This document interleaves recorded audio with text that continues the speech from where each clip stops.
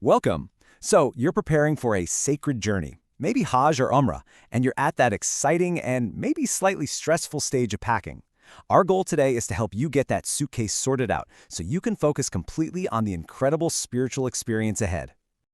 Look, if you're staring at a super long list of what to bring and you just have no idea where to even start, trust me, you are not alone. It is totally normal to feel a bit overwhelmed when you're getting ready for something this important. But don't you worry, we are going to break it all down for you. We've taken that huge, intimidating list and we've organized everything into 5 simple, logical categories.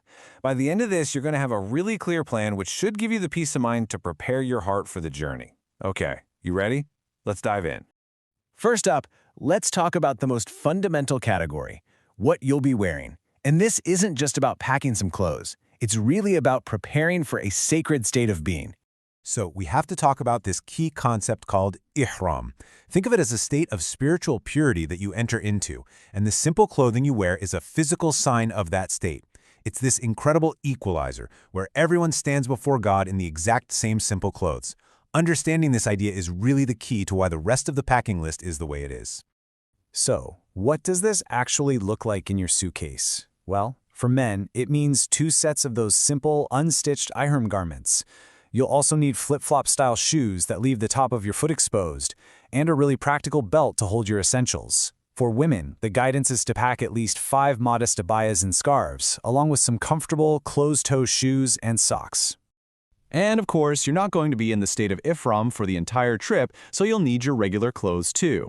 It's a good idea to plan for at least 6 everyday outfits per person, a pair of regular shoes, and we definitely recommend packing at least 2 towels each. Okay, let's move on to our second category. This is where we look at all the items you'll need specifically for your acts of worship and all the rituals that go along with them. Right, so here is a really crucial point we touched on earlier. While you're in the state of ihram, absolutely everything you use for personal hygiene, and I mean everything, from soap to shampoo, has to be completely unscented. This is a huge part of maintaining that state of purity. As you can see, this rule applies to a whole bunch of stuff. We're talking about finding unscented versions of your soap, shampoo, sunblock, lotion, petroleum jelly, toothpaste, or you could use a miswak, and even the washing powder you use for your clothes. So you're going to have to be a bit of a label detective when you're out shopping. You know, to help you with your worship, a few simple tools can be incredibly helpful. A tawaf counter, whether it's digital or a simple 7B tasbih, is great for keeping track of your circuits around the Kaaba.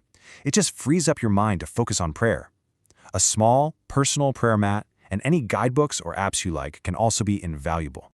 All right, on to category 3, and this one is so important. It's all about staying healthy, comfortable, and safe. A pilgrimage is absolutely a marathon, not a sprint, and taking care of your body is just paramount. Now for a very practical insider tip that you will be so glad you remembered. For your time in Mina, where the facilities are shared by millions of people, disposable toilet seat covers are an absolute must-have. A total game changer for hygiene and peace of mind. Building a small, personal first aid kit is absolutely non-negotiable. You've got to have one. Include the basics, like painkillers and throat lozenges for a dry throat, and especially oral rehydration salts. These aren't just for when you're sick, they're vital for replacing the salts you lose through sweat in that intense heat. Also, pack some Band-Aids, rash cream, and, most importantly, any personal prescription medication you need. And for just general hygiene and grooming, you'll need some razor blades and scissors for the rituals at the end of the pilgrimage. A simple comb and mirror, tissues, and a shower spray bottle for personal cleansing will also turn out to be incredibly useful. Moving on to category 4, let's talk about comfort. You are going to be facing huge crowds, lots of walking, and the elements, so a few small items can make a world of difference. You know, one of the most unique experiences is that night you spend in Muzdalifah, right out in the open, under the stars.